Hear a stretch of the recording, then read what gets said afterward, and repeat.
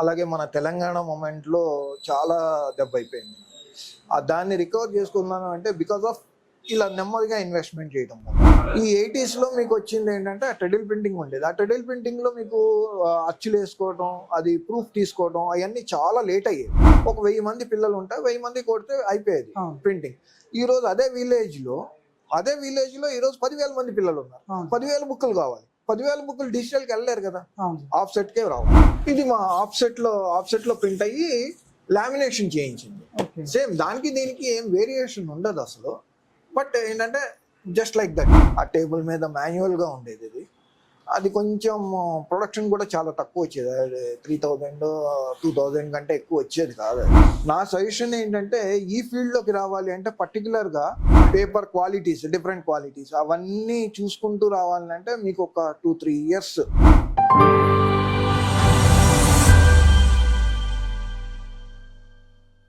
Hi, hello, నమస్తే అందరికీ.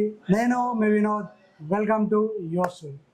So ఈ మధ్య చాలామంది అటు డిజిటల్ ప్రింటింగ్కి, నార్మల్ ప్రింటింగ్కి చాలా తెలియక కన్ఫ్యూజ్ అయిపోతుంటారు. కానీ కొందరు అంటుంటారు, ఏమంటారంటే డిజిటల్ ప్రింటింగ్ వచ్చాక ఈ నార్మల్ ప్రింటింగ్ అనేది డిమాండ్ అనేది తగ్గింది అనేసి చెప్తూ ఉంటారు. కానీ ఆ బిజినెస్ అనేది ఆ బిజినెస్ అలాగే ఉన్నది. ఈ బిజినెస్ కూడా ఇంకా గ్రో అవుతుంది అనేసి చాలామంది కూడా అనేవాళ్ళు ఉన్నారు. సో ఇప్పుడు ఆ డిజిటల్ ప్రింటింగ్కి ఈ నార్మల్ ప్రింటింగ్కి అసలు డిఫరెంట్ ఏంటి, మరి తగ్గిందా, దీని డిమాండ్ పెరిగిందా, ఏ విధంగా ఉంది అనే విషయాలు అన్ని విషయాలు కూడా అడిగి తెలుసుకుందాం. సార్ పేరు? సార్ నా పేరు లక్ష్మీనారాయణ కుమార్. ఫస్ట్ మీరు బిజినెస్ ఎప్పటి నుంచి రన్ చేస్తున్నారు సార్? నేను 92లో ఈ ఫీల్డ్లోకి వచ్చాను. 92 నుంచి కంటిన్యూషన్గా ఈ ఫీల్డ్లోనే ఉన్నా. అంటే నా ఎడ్యుకేషన్ అంత పెద్దగా ఏం అవ్వలేదు, కొంచెం ఎడ్యుకేషన్ డ్రాప్ ఉంది. ఇంటర్మీడియట్ పోయిన తర్వాత నేను ఈ ఫీల్డ్లోకి వచ్చేసాను. ఈ ఫీల్డ్ అంటే కంటిన్యూషన్ ఇక మళ్ళీ వేరే దాంట్లోకి జంప్ అవ్వలేదు. ఇదే ఫీల్డ్లో రన్నింగ్ ఉంది. 92 నాది. యాక్చువల్గా ఇదివరకు ఫస్ట్ టైం చంద్రబాబు గారు ఫస్ట్ టైం వచ్చినప్పుడు DRDO అని చెప్పి డిస్ట్రిక్ట్ రూరల్ డెవలప్మెంట్ ప్రోగ్రాంలో ఈ DTP వర్క్స్ ఇవన్నీ నేర్పించేవారు అనమాట. యూత్కి స్వయం ఉపాధి దీని కింద. దాంట్లో నేను 92 సెప్టెంబర్ బ్యాచ్లో నేను రిలీజ్ అయ్యాను. ఈ ఫీల్డ్లోకి వచ్చాను ఫస్ట్ టైం. అది నేర్చుకున్న తర్వాత 93, 94లో నేను ఫుల్లీ దీన్ని నేర్చుకొని ఇక దీని ఫీల్డ్లోకి వచ్చి కొంత బయట వర్క్ చేసి ఒక 5 years 10 years బయట వర్క్ చేశాను. 2001 దగ్గర నుంచి నేను ఇండిపెండెంట్గా స్టార్ట్ చేశాను. 2001 దగ్గర నుంచి కంటిన్యూషన్ ఈ ఫీల్డ్లో ఉన్నాను. సో అంటే మధ్యలో మీరు వర్క్ చేస్తున్నారు కదా, సో వర్క్ వచ్చేసి అంటే దీనికి సంబంధించిన దీనిదే, ఇంకా వేరేది ఏం చేయలే. అదే 92 సెప్టెంబర్ నేను DRDO దగ్గర నుంచి సర్టిఫైడ్ కోర్స్ తీసుకొని దీంట్లోకి వచ్చిన తర్వాత మళ్ళీ ఇంకో ఫీల్డ్లోకి వెళ్ళా. నేను ఇదే ఫీల్డ్లో కంటిన్యూ అయిపోయాను. సో అంటే వర్క్ నేర్చుకోవడం దాంట్లో నేర్చుకున్నాను. దీంట్లోకి ఇంకా దాంట్లోనే ఇంకా వచ్చేసాను. Different field. నేను ఫస్ట్ ఇంకో దానికి వెళ్ళడానికి కారణం కూడా అదే. ఇప్పుడు డిఫరెంట్ పర్సన్స్ దగ్గరికి వెళ్తే డిఫరెంట్ టైప్ ఆఫ్ వర్క్స్ మనకు వస్తాయి అన్నమాట. అందుకని డిఫరెంట్ టైప్ ఆఫ్ పర్సన్స్ దగ్గరికి నేను కూడా అప్రోచ్ అయ్యి అక్కడ వర్క్ నేర్చుకుని నేను ఇండిపెండెంట్గా 2001లో ఎస్టాబ్లిష్ చేశాను ఇన్స్టిట్యూషన్. చేసి అక్కడి నుంచి కంటిన్యూషన్ రన్నింగ్ అనమాట. ఇంకా సో మీరు బిజినెస్ స్టార్ట్ చేసినప్పుడు ఎంత ఇన్వెస్ట్ చేశారు సార్? నేను ఫస్ట్ బిజినెస్లోకి వచ్చినప్పుడు ఓన్లీ ఒక కంప్యూటరు, ఒక ప్రింటరు పట్టుకుని వచ్చిన ఈ ఫీల్డ్లో. అంటే ఇనీషియల్ స్టార్టింగ్ అదే అనమాట. అక్కడి నుంచి నెమ్మదిగా స్టెప్ బై స్టెప్ వచ్చుకుంటూ ఇప్పుడు ఇంత ఎస్టాబ్లిష్మెంట్ చేసుకుంటాం. 30 yearsలో నెమ్మదిగా 1 by 1 చేసుకుంటూ వచ్చి ఈ లెవెల్కి వచ్చిన. అంటే ఒకేసారి ఇన్వెస్ట్మెంట్ చేస్తే ఏమవుతుందంటే హ్యూజ్ ఇన్వెస్ట్మెంట్ చేయడం మూలంగా దీంట్లో డిసడ్వాంటేజెస్ ఏంటంటే మనకి అన్నీ తెలియకుండా ఎక్కువ ఇన్వెస్ట్మెంట్ చేసామంటే అన్నీ రావు మన దగ్గరికి. మనకి లాస్ అవడానికి ఎక్కువ ఛాన్సెస్ ఉంటాయి. అందుకని ఇనీషియల్ స్టెప్ బై స్టెప్ వస్తే మనం లాస్ అయ్యేదాన్ని చాలా తక్కువ చేసుకోవచ్చు. సో ఇన్వెస్ట్మెంట్ అంటే దేంట్లో సరే ఒకటేసారి ఇన్వెస్ట్మెంట్ చేయకూడదు. మనకి ఎంతవరకు వస్తుందో అంతవరకు చేసుకుంటూ వస్తే మనం లాసెస్ని మనం గ్రాడ్యువల్గా తగ్గించుకోవాలి. ఇప్పుడు ఏదైనా ఇన్వెస్ట్మెంట్ చేసినా కూడా మనం ఒకవేళ ఏదైనా చిన్న లాసెస్ అయినా దాన్ని రికవర్ చేసుకో. ఇప్పుడు కోవిడ్ టైంలో నేను లాస్ అయ్యా, రికవర్ చేసుకోగలిగా. అలాగే నోట్స్ ఇదప్పుడు, అలాగే మన తెలంగాణ మూమెంట్లో చాలా దెబ్బ అయిపోయింది. దాన్ని రికవర్ చేసుకున్నాను అంటే బికాస్ ఆఫ్ ఇలా నెమ్మదిగా ఇన్వెస్ట్మెంట్ చేయడం మూలంగా. ఒకేసారి హ్యూజ్గా ఇన్వెస్ట్మెంట్ చేసిన వాళ్ళు చాలా మంది దెబ్బతినేశారు మా ఫీల్డ్లోనే. నాకు తెలుసున్న వాళ్ళు చాలా మంది దెబ్బతిన్నారు. ఒకేసారి ఇన్వెస్ట్మెంట్ చేయడం మూలంగా ప్రాబ్లమ్స్ వస్తాయి. అది నా సజెషన్, నా ఇండిపెండెంట్ సజెషన్ ఏంటంటే ఒకేసారి ఇన్వెస్ట్మెంట్ చేయకూడదు. చిన్న చిన్నగా ఇన్వెస్ట్ చేసుకుంటే మన దాంట్లో ఉన్న లోటుపాట్లు తెలుస్తాయి. మనం కూడా వర్క్ చేసుకున్నాం. ఇది హ్యూజ్గా ఇన్వెస్ట్ చేస్తే మనం నెంబర్ ఆఫ్ పర్సన్స్ని కూడా ఎంగేజ్ చేసుకోవాల్సి వస్తుంది. ఎంగేజ్ చేసుకునేటప్పుడు ఇన్వెస్ట్మెంట్ మనకి మంత్లీ ఇన్వెస్ట్మెంట్స్ కానీ ఇవి కానీ చాలా పెరిగిపోతాయి. అలాగే చిన్న చిన్నగా ఇన్వెస్ట్మెంట్ చేసుకుంటే మనం ఇండిపెండెంట్గా చేసుకుంటాం. దాంట్లో మనకి లోతుపాట్లు తెలుస్తాయి. దాన్ని బట్టి కూడా మనకి కొంచెం రికవరీ, డెట్ రికవరీ కొంచెం ఈజీగా ఉంటుంది. ఒకవేళ లాస్ అయినా కానీ తక్కువ లాస్ అవుతుంది, మనం రికవరీ చేసుకోవచ్చు. లాస్ అయ్యేది ఉండదు, అది రికవరీ ఎక్కువ స్పీడ్గా రికవర్ చేసుకోవాలి. అది హ్యూజ్ ఇన్వెస్ట్మెంట్ చేసిన వాళ్ళు అంత గొప్ప రికవర్ చేసుకోలేరు. వాళ్ళు వదిలేసుకుని వెళ్ళిపోవడమే తప్ప అలా చేసిన వాళ్ళు అసలు నాకు కనపడలే ఇంతవరకు మా ఫీల్డ్లో అట్లా. సార్ ఇప్పుడు చాలా మంది ఏమంటారంటే డిజిటల్ నార్మల్ ప్రింటింగ్ ఉంది, దానికంటే ముందు అప్గ్రేడ్ వచ్చేసి డిజిటల్ వచ్చింది. ఈ డిజిటల్ వచ్చినప్పటి నుంచి నార్మల్ ప్రింటింగ్ అనేది ఇప్పుడు లేదు. కొంచెం అట్లా లేదండి. అదేమైందంటే ఇనీషియల్ స్టేజెస్లో ఫస్ట్ మాన్యువల్ ప్రింటింగ్ ఉండేది. మనం మీకు ఐడియా ఉంటుంది, పెద్దవాళ్ళకి ఐడియా ఉంటుంది, మీకు ఐడియా ఉండదు. మొత్తం అచ్చులన్నీ ఇలా ఇలా పెట్టుకొని ట్రెడిల్ ప్రింటింగ్ అనేవాళ్ళు. ట్రెడిల్ ప్రింటింగ్ ఉండేది. అదేమైంది, పర్ డే అది వచ్చి మాక్సిమం 5,000 to 10,000 కంటే ఎక్కువ ప్రింట్ అయ్యేది కాదు ఇనీషియల్ స్టేజ్. ఫస్ట్ ఇనీషియల్ అంటే అరౌండ్ 70s 80s లో కూడా కదా, 80s లో నీకు ఆఫ్సెట్ వచ్చేసింది. ఈ 80s లో మీకు వచ్చింది ఏంటంటే ఆ ట్రెడిల్ ప్రింటింగ్ ఉండేది. ఆ ట్రెడిల్ ప్రింటింగ్ లో మీకు అచ్చులు వేసుకోవడం, అది ప్రూఫ్ తీసుకోవడం అవన్నీ చాలా లేట్ అయ్యేది. తర్వాత ఏమైంది, ట్రెడిల్ ప్రింటింగ్ నుంచి ఆఫ్సెట్ ప్రింటింగ్ వచ్చింది. ఆఫ్సెట్ లో బేబీ అని వచ్చింది, చిన్న మిషన్ అనమాట. అది ఓన్లీ A4 సైజ్ ప్రింటింగే వస్తుంది. ఆ బేబీలో మాస్టర్లు వేయటం కొంచెం ఫాస్ట్గా వేయటం. అది బేబీ వచ్చిన తర్వాత 20,000 30,000 అలాగా ప్రింటింగ్ వచ్చేది పర్ డే అనే 8 hours. నీకు ప్రొడక్షన్ పెరిగింది. ప్రొడక్షన్ పెరిగే కొద్దీ మనకి ఇన్కమ్ పెరుగుతుంది. దానికి ఏంటంటే మనకి ఈ అచ్చులు పెట్టుకుని అక్షరాలు పెట్టుకుని చేసుకునే దానికంటే కంప్యూటర్స్ వచ్చిన తర్వాత కంప్యూటర్ మీద చేయడం అలవాటు అయింది. కంప్యూటరైజ్డ్ అయింది అనమాట. కంప్యూటరైజ్ అయిన తర్వాత కంప్యూటర్ మీద మాస్టర్ తీసుకోవటం, మాస్టర్ నుంచి ప్రింటింగ్కి వెళ్ళటం, ప్రింటింగ్లో తీసుకోవటం. ఆ తర్వాత నెక్స్ట్ 90s 2090s తర్వాత పెద్ద మిషన్స్ వచ్చినాయి. పెద్ద మిషన్స్ వచ్చిన తర్వాత మీకు ఇంకా ఫాస్ట్ అయిపోయింది. అండ్ మోర్ ఓవర్ ఇప్పుడు ఈ 20s తర్వాత 2005-10 ఆ టైంలో డిజిటల్ బాగా వచ్చింది. అప్పటిదాకా స్లోగా ఉన్నది, అప్పుడు డిజిటల్ బాగా ఎక్కువైంది. దీని మూలంగా మన ఈ ప్రింటింగ్ ప్రాబ్లం అయింది అని చాలా మంది అనుకుంటారు, కానీ అది కాలే. అలా డిజిటల్ ప్రింటింగ్ లో ఏంటంటే ఎప్పుడైనా కానీ డిజిటల్ చిన్న తక్కువ క్వాంటిటీస్, ఇప్పుడు 50-100 పేపర్స్ మీకు ప్రింటింగ్ కావాలంటే దానికి మీకు డిజిటల్కి వెళ్తారు. అదే మీకు హ్యూజ్ క్వాంటిటీస్ కావాలి అంటే, పెద్ద క్వాంటిటీస్ అంటే నెంబర్ ఆఫ్ క్వాంటిటీస్ ఎక్కువ కావాలి అంటే మీకు ఆఫ్సెట్ ప్రింటింగే కంఫర్టబుల్. అంటే మీకు ప్రొడక్షన్ కాస్ట్ చూసుకుంటే, ఇప్పుడు మీ ఫ్లయర్స్ వేసుకున్నాము, ఇలాంటి ఫ్లయర్స్ తీసుకున్నాము. ఇలాంటి ఫ్లయర్స్ తీసుకుంటే వీళ్ళకి బుక్స్ కావాలి అంటే, ఈ బుక్స్ అరౌండ్ ఒక 1000 బుక్స్ కావాలి అంటే 1000 బుక్స్కి వాళ్ళు దీనికి మన డిజిటల్ ప్రింటింగ్కి వెళ్ళారంటే వీళ్ళకి చాలా కాస్ట్ ఆఫ్ ప్రొడక్షన్ అయితే చాలా ఎక్కువైపోతుంది. అదే మన ఆఫ్సెట్కి వచ్చారంటే కాస్ట్ ఆఫ్ ప్రొడక్షన్ చాలా తక్కువ అయిపోతుంది. కంపేర్ టు వాళ్ళు 100 రూపాయలు వేసేది మా దగ్గరికి వచ్చేటప్పటికి కనీసం 30 రూపాయలు 35 రూపాయల్లో అయిపోతుంది. మీకు కాస్ట్ ఆఫ్ ప్రొడక్షన్ ఎంత తగ్గింది? అరౌండ్ 60% మీకు కాస్ట్ ఆఫ్ ప్రొడక్షన్ రిడక్షన్ వస్తుంది. అది మీకు 1000కి తీసుకుంటే ఎంత ప్రొడక్షన్ కాస్ట్ తక్కువ అవుతుంది. అదే అనమాట, ఆ వేరియేషన్ ఉంటుంది.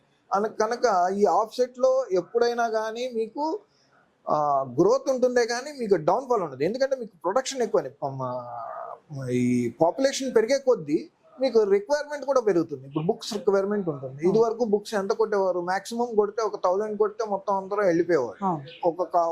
ఒక విలేజ్ తీసుకుంటే ఒక 1000 మంది పిల్లలు ఉంటే 1000 మంది కొడితే అయిపోయేది ప్రింటింగ్. ఈ రోజు అదే విలేజ్ లో ఈ రోజు 10,000 మంది పిల్లలు ఉన్నారు. 10,000 బుక్కులు కావాలి. 10,000 బుక్కులు డిజిటల్కి వెళ్ళలేరు కదా, ఆఫ్సెట్కే రావాలి. ఆఫ్సెట్కి వచ్చినప్పుడు ఆటోమేటిక్గా మాకు వస్తుంది. అది ఏం ఉండదండి, అలా ఏం ఉండదు. అది పడిపోయింది, అది లేచి ఫస్ట్లో ట్రెడిల్ వచ్చినప్పుడు ఆఫ్సెట్లో ఫస్ట్ ట్రెడిల్ నుంచి ఆఫ్సెట్ కన్వర్ట్ అయినప్పుడు ఇంకేముంది మొత్తం అంతా అది పోయింది అన్నారు. ఈ రోజుకి ఆ ట్రెడిల్ మిషన్ల మీద నడిపించే వాళ్ళు చాలా మంది ఉన్నారు. ఓకే. ఈ ఈ బ్లాక్లు అంటాం మేము. ఈ బ్లాక్స్ కొట్టాలి అంటే కంపల్సరీ ఆ ట్రెడిల్ మిషన్ మీదకే వెళ్తారు. ఓకే. ఆ బ్లాక్స్ కొట్టాలంటే ఖచ్చితంగా ట్రెడిల్ మిషన్ మీదకి వెళ్ళాలి. వాళ్ళకు ఉండే డిమాండ్ వాళ్ళకు ఉంటుంది.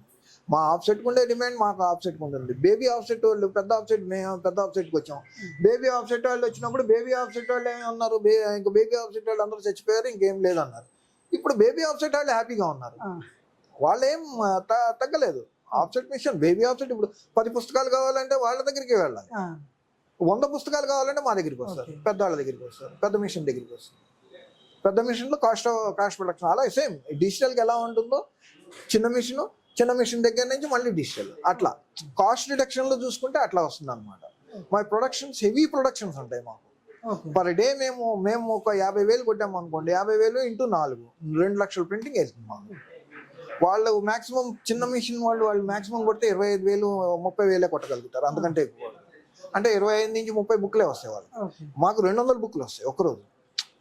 ఎగ్జాంపుల్ క్వాంటిటీ పరంగా అలా మా ప్రొడక్షన్ పెరిగిపోతుంది కదా.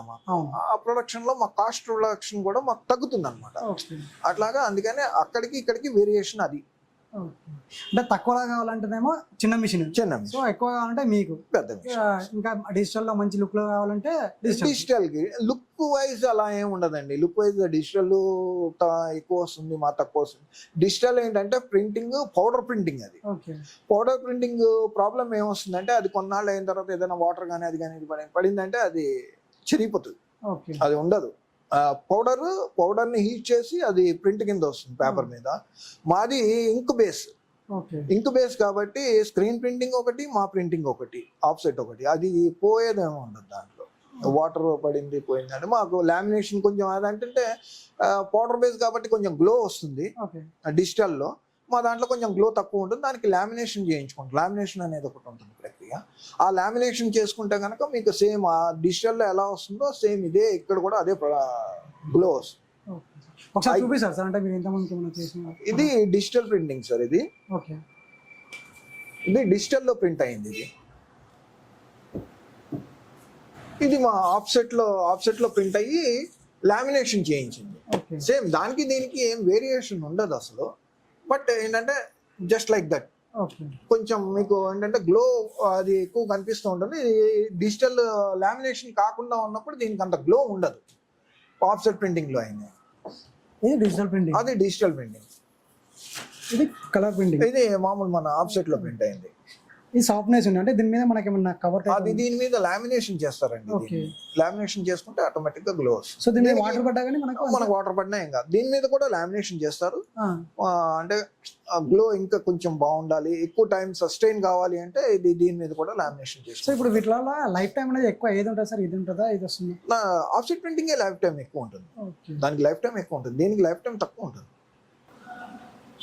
సార్ ఇప్పుడు మార్కెట్లో ప్రింటింగ్లలో ఈ డిజిటల్ ప్రింటింగ్, ఈ నార్మల్ ప్రింటింగ్ కాకుండా ఇంకా వేరే ప్రింటింగ్ ఏమైనా ఉందా సార్? వేరే ప్రింటింగ్ అంటే బ్యానర్స్ అవి చేసేది అది వేరే, అది డిఫరెంట్, ఎంటైర్లీ డిఫరెంట్.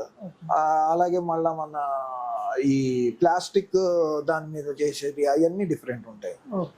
ఆ ప్రింటింగ్స్ అన్ని డిఫరెంట్. మళ్ళీ స్క్రీన్ ప్రింటింగ్ అని ఇదివరకు ఫస్ట్ లో ఉండేది, అది మాన్యువల్. అదంతా ఆ స్క్రీన్ ప్రింటింగ్ అనేది మాన్యువల్ గా ఉంటుంది. మాన్యువల్ గా ఉండేది అది చాలా మటుకు ఇప్పుడు ఎవరు చేయట్లేదు. ఏదైనా wedding cards, prepared wedding cards ఉంటే ఆల్రెడీ ప్రొడక్టెడ్ వెడ్డింగ్ కార్డ్స్ని దాని మీద ప్రింటింగ్ చేయడానికి మట్టుకునే ఉపయోగిస్తున్నారు తప్ప ఇప్పుడు స్క్రీన్ ప్రింటింగ్ చాలా తక్కువ అయిపోయింది. వాళ్ళు కూడా కన్వర్ట్ అయిపోయి మా ఆఫ్సెట్లోకి వచ్చేసారు చాలా మంది. అంటే స్క్రీన్ ప్రింటింగ్ అంటే ఏ విధంగా ఉంటుంది సార్?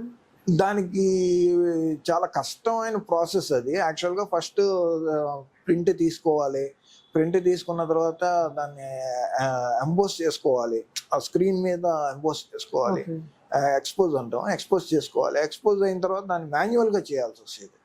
స్క్రీన్ దానికి ఒక టేబుల్ అది ఉంటుంది, ఆ టేబుల్ మీద మాన్యువల్ గా ఉండేది. అది కొంచెం ప్రొడక్షన్ కూడా చాలా తక్కువ వచ్చేది, 3,000 2,000 కంటే ఎక్కువ వచ్చేది కాదు అది. కాకపోతే అది కూడా వాల్యుబుల్ ప్రింటింగ్ అది కూడా. సార్ ఇంకోటి అప్పట్లో మనకు ప్రింటింగ్ ఉండేది సార్, కీబోర్డ్ టైపు. సో ఇట్లా కొడతా ఉంటే పేపర్ మీద ప్రింటింగ్ వచ్చి. టైప్ రైటర్ ఎంటైర్లీ డిఫరెంట్ కదా, అది మాన్యువల్, అది టోటల్లీ మాన్యువల్. అంటే దాని టైప్ లో ఉండనా ఇప్పుడు? అదే ఉండదు, అది వేరే, అది డిఫరెంట్. అది టైప్ రైటర్, అది మిషన్ కదా, మిషన్ ప్రింటింగ్. అది దానికి దీనికి సంబంధం లేదు అసలు. మా ప్రింటింగ్కి టైప్ రైటర్కి ఇది లేదు అసలు. అది అంటే అది డిఫరెంట్. మాది ఓన్లీ ప్రింటింగ్. ఫస్ట్ కావాలని అంటే ఏది కావాలన్నా మాకు దీని మీద తీసుకోవాలి, సిస్టమ్ మీదకి రావాలి. సిస్టమ్ మీద నుంచి సిస్టమ్ మీదలో డిజైనింగ్ ఫస్ట్ డిజైనింగ్ పార్ట్, తర్వాత డిజైన్ అయిన తర్వాత ప్లేటింగ్కి వెళ్తుంది.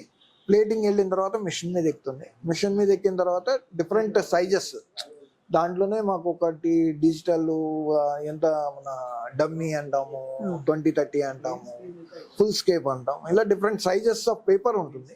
ఆ పేపర్ని మీ రిక్వైర్మెంట్, మీకు ఏ రిక్వైర్మెంట్ ఉందో ఆ రిక్వైర్మెంట్ బట్టి మేము దాన్ని కట్ చేసుకొని కటింగ్ మిషన్ మీద ఉంటుంది. కటింగ్ మిషన్ సపరేట్ ఉంటుంది. ఆ కటింగ్ మిషన్ మీద కట్ చేసుకుని ఆఫ్సెట్ మీదకి ఎక్కుతాం. ఆఫ్సెట్ మీద ప్రొడక్షన్ వచ్చేస్తుంది మాకు. ప్రొడక్షన్ వచ్చిన తర్వాత దాన్ని మళ్ళీ మేము మీకు ఏ బుక్ కావాలా, లేదంటే ఇండిపెండెంట్ పేపర్స్ ఇండిపెండెంట్ గా కావాలి, ఫ్లయర్స్ అవి అనుకోండి, అవి ఇండిపెండెంట్ గా కావాల్సి వస్తుంది. అది బుక్ కావాలంటే బుక్ సపరేట్ గా కావాల్సి వస్తుంది. అది డిఫరెంట్ గా ఉంటాయి కదా. అట్లా మామూలుగా ఇప్పుడు ప్రింట్ ఎవరైనా ఈ బిజినెస్ చేయాలంటే ఎంత ఇన్వెస్ట్ స్టార్ట్ చేయొచ్చు? యాక్చువల్గా దీంట్లో ఇన్వెస్ట్మెంట్ నేను చెప్తున్నా కదా, నేను వచ్చింది ఇనీషియల్గా ఒక కంప్యూటర్ని పట్టుకుని ఒక ప్రింటర్ని పట్టుకుని వచ్చిన. నా సజెషన్ ఏంటంటే ఈ ఫీల్డ్లోకి రావాలి అంటే పర్టికులర్గా వాళ్ళు ఎంత లో ఇన్వెస్ట్మెంట్ పెట్టుకొని వస్తే అంత మంచిది. ఎందుకంటే ఫస్ట్ ఫ్రాంచైజ్ చేసుకొని ఒక కంప్యూటర్ ప్రింటర్ పెట్టుకొని, కంప్యూటర్ మ్యాక్సిమం 1,00,000-1,50,000 మ్యాక్సిమం. మంచి కంప్యూటర్, మంచి ప్రింటర్, హెల్దీ ప్రింటర్ కావాలి అంటే ఫస్ట్ దాంతో స్టార్ట్ చేసుకుంటే, ఫస్ట్ డిజైనింగ్ పార్ట్ ఎలా ఉంటుంది, డిజైనింగ్ సెక్షన్లో ఎంత టైం పడుతుంది, ఎంతెంత ఇది ఉంటుంది, దాంట్లో ఎలా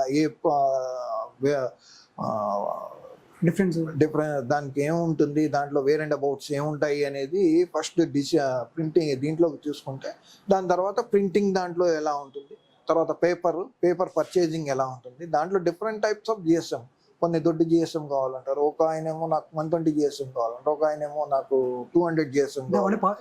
పేపర్ క్వాలిటీస్, డిఫరెంట్ క్వాలిటీస్, అవన్నీ చూసుకుంటూ రావాలంటే మీకు ఒక 2-3 ఇయర్స్ కంపల్సరీ ఫీల్డ్లో నలిగితే అప్పుడు మీకు వర్కౌట్ చేసుకోవచ్చు. చిన్నగా ఒక 1,00,000-2 లక్షలు పట్టుకుంటే మీకు ఈజీగా ఈ ఫీల్డ్లోకి ఎంటర్ కావచ్చు. కాకపోతే దాంట్లో సస్టైన్ అవ్వాలి మీరు. ఫస్ట్ సస్టైన్ అవ్వకుండా చేసేస్తాను నేను, అంత హ్యూజ్ ఇన్వెస్ట్మెంట్తో ఇక్కడికి వస్తాను అంటే మటుకు కొంచెం ఇబ్బందికరమైంది అది. సార్ ఇంకోటి సార్, ఇప్పుడు మీరు 30 ఇయర్స్ అవుతుంది కదా దీంట్లోకి వచ్చి. సో ఈ 30 ఇయర్స్లో మీకు ఎప్పుడైనా అనిపించింది సార్ ఈ ఫీల్డ్లోకి నేను ఎందుకు వచ్చినా అని మీకు ఎప్పుడన్నా? నాకు చిన్నప్పటి నుంచి బిజినెస్ అంటే ఇష్టం బాగా. ఈ బిజినెస్ ఆ బిజినెస్ అని కాదు, నేను ఫస్ట్ ఈ బిజినెస్ లోకి వచ్చా కాబట్టి నాకు ఇదే తెలుసు, ఇంకో దాంట్లోకి నాకు తెలియదు. So I'm enjoying in this business అంతే. సార్ ఇంకోటి లాస్ట్, ఇక్కడ ఏ పేపర్ వరకు ప్రింటింగ్ అనేది అవుతుంది ఒకసారి చూపిస్తారా? మొత్తం ఒకటేసారి ప్రింటింగ్, ఈ సైజు మొత్తం ఒకేసారి ప్రింటింగ్ అయిపోతుంది. సో ఈ సైజ్ అనేది మన డిజిటల్లో చేసుకోవచ్చు సార్ ప్రింటింగ్? ఈ సైజు డిజిటల్లో వెళ్ళదండి, ఇది డిజిటల్లో వెళ్ళదు. దీంట్లో సహం సైజులో కొంచెం చిన్నగా వస్తుంది. డిజిటల్ ప్రింటింగ్ వచ్చింది, ప్రింటింగ్ అనేది డిమాండ్ తగ్గింది అనేసి చాలా మంది, ఇది అపోహ అండి, ఇది అపోహే, ఇలాంటివి ఏం లేదు. యాక్చువల్గా ఇప్పుడు మా పిల్లల శాలరీలు చూసుకుంటే ఇనీషియల్ స్టార్టింగ్ ఒక టెక్ వాడు ఎంత శాలరీ డ్రా చేస్తున్నాడో మా ఆపరేటర్లు అంటారు శాలరీస్ డ్రా చేస్తున్నారు. There is nothing difference between that. వాళ్ళు ఏదో పెద్ద మేమేదో గొప్ప అనేది ఏమి ఉండదు దాంట్లో. సరే సార్, థ్యాంక్ యూ సార్, మీకు మంచి సమయాన్ని మాకు ఇచ్చి మాకు తెలియజేసినందుకు థ్యాంక్ యూ సార్.